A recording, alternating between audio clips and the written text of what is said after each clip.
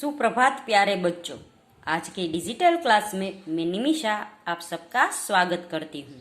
यदि आपको मेरे वीडियो के नोटिफिकेशन ना मिले तो आप YouTube में मेरी चैनल सर्च करके वीडियोस में मेरे वीडियोस देख सकते हैं। तो बच्चों, पिछले वीडियो में हमने सीखा था हिंदी कक्षा 8 का पाठ नंबर 6। पाठ का नाम था भरत और लेखक का नाम था राजा लक्ष्मण सिंह। ये भरत पाठ है वो राजा लक्ष्मण सिंह ने जो कालिदास रचित अभिज्ञान शाकुंतलम का हिंदी में अनुवाद किया था, उसमें से एक नाट्यांश लिया गया है, एक प्रसंग लिया गया था। आज के वीडियो में हम इस पाठ का अभ्यास सीखेंगे। अभ्यास में सबसे पहला प्रश्न है, निम्नलिखित प्रश्नों के उत्तर दीजिए। तो पहला प्रश्न है, इस एकांकी के आधार पर बालक सर्वदमन की विशेषताओं का वर्णन कीजिए।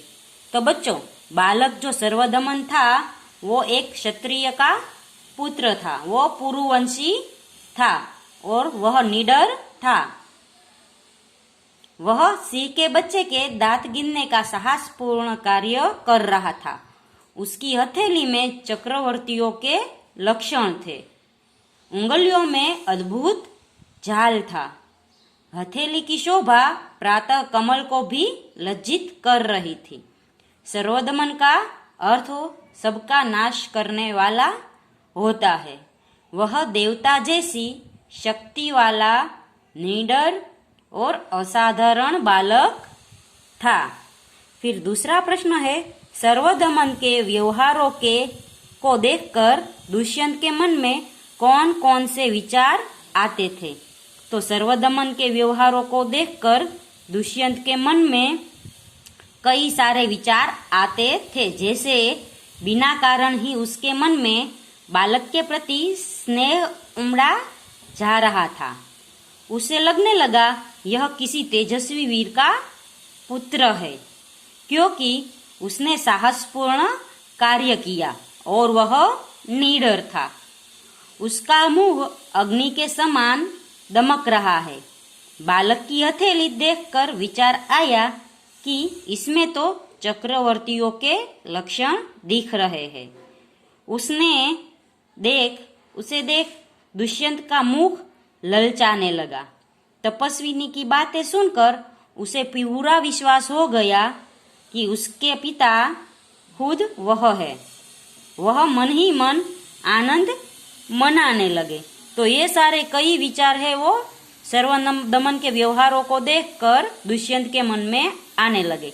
फिर है, इस एकांकी में निम्नलिखित पात्रों में अंतर्निहित मूल्य बताइए। अंतर्निहित मूल्य यानी दुष्यंत है, उसका इस नाटक में क्या पात्र है, उसकी क्या विशेषता है और उसका क्या महत्व है। तो दुष्यंत है वो पुरुवंश का प्रतापी और यशस्वी राजा था। वह ऋषि के शाप के कारण अपनी पत्नी शकुंतला को भूल जाता है और महल में से निकाल देता है। शकुंतला कश्यप ऋषि के आश्रम में रहती है।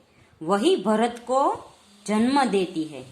कई वर्षों बाद जब दुष्यंत इस वन में आता है और भरत को देखता है, तब उस पर उसे अपार स्नेह उमड़ता है। तपस्विनी की बातें सुनकर उसे विश्वास हो जाता है कि यही मेरा पुत्र है और वह खुश हो जाता है। यह नाटक का श्रेष्ठ पात्र है। शकुंतला, भरत और दुष्यंत तीनों पात्र अपना योग्य मूल्य साबित करते हैं। फिर दूसरा प्रश्न है, सर्वदमन। तो सर्वदमन का मूल्य क्या है, उसका महत्व इस नाटक में क्या है।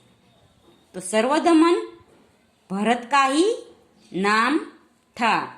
सर्वदमन यानी सबका नाश करने वाला। उसका जन्म कश्यप ऋषि के आश्रम में हुआ था।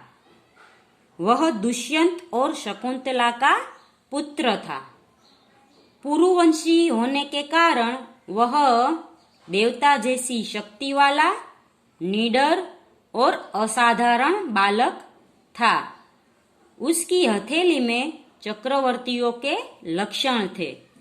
उंगलियों में अद्भुत जाल था। साहस उसमें कूट कूट कर भरा था। इसलिए तो वह सिंह के बच्चे के दांत गिनना चाहता था। वह निडर था। इस नाटक का यह एक अच्छा पात्र है जिसे नाटक सफल होता है। फिर आगे है, इस परिच्छेद को ध्यान पूर्वक पढ़कर दिए गए प्रश्नों के उत्तर दीजिए। तो ये परिच्छेद है यानी फकरा है, वो हमें पढ़ना है और इसमें से 5 प्रश्न पूछे गए हैं। इस 5 प्रश्नों के हमें जवाब ढूंढने हैं। कृषि वैज्ञानिकों के आधार पर एक अच्छा जंगल जैविक भंडार घर होता है। यह हजारों प्रजातियों के पौधों को उगाकर रखता है जो बाद में चलकर मूल्यवान हो जाते हैं। अगर हम जंगल को एक सीमा से भी ज्यादा छाटते हैं या खत्म करते हैं तो वे चीजें भी नष्ट हो जाती हैं। तो जैविक भंडार घर है वो हमारे जंगल है। और यदि हम उसको काटते जाए तो एक दिन जंगल है वो खत्म हो जाता है और जिससे है वो हमारे पृथ्वी पर है वो वातावरण है वो उसका तापमान बढ़ जाएगा और वृष्टि भी नहीं होगी और गर्मी ज्यादा होगी, जिनकी हमें अभी कभी भी बहुत जरूरत हो सकती है। वह एक संभवित पौधा खाने की औषधीय वस्तु या कोई उपयोगी चीज बनाने में इस्तेमाल होने वाली कोई जरूरी वस्तु में से कुछ भी हो सकता है। तो वो पौधा है वो हमारे कितने भी काम आता है। हम है वो उससे औषधि बनाते हैं, फिर खाने पीने के उपयोग में भी लेते हैं। इसलिए है हमें पौधों का रक्षण करना चाहिए, उसका नाश नहीं करना चाहिए। इस परिच्छेद में हमें ये कहा गया है कि जंगलों को बचाओ, जंगलों का नाश मत करो और जंगलों का क्या महत्व है। अब प्रश्न है, पहला प्रश्न है, एक अच्छा जंगल क्या कहलाता है? तो कृषि विज्ञानियों के अनुसार एक अच्छा जंगल जैविक भंडार घर कहलाता है। दूसरा प्रश्न है, जंगल को ज्यादा छाटने या खत्म करने से क्या नुकसान होता है? तो जंगल को ज्यादा छाटने या काटने से वह खत्म हो जाते हैं और वे चीजें भी नष्ट हो जाती है जिनकी हमें कभी भी जरूरत हो सकती है। इस परिच्छेद को उचित शीर्षक दीजिए। तो इस परिच्छेद को हम शीर्षक देंगे जंगल का महत्व। फिर है पर्यायवाची शब्द लिखिए। तो पर्यायवाची यानी समानार्थी शब्द। तो जंगल तो वन, घर तो मकान, बहुत तो ज्यादा।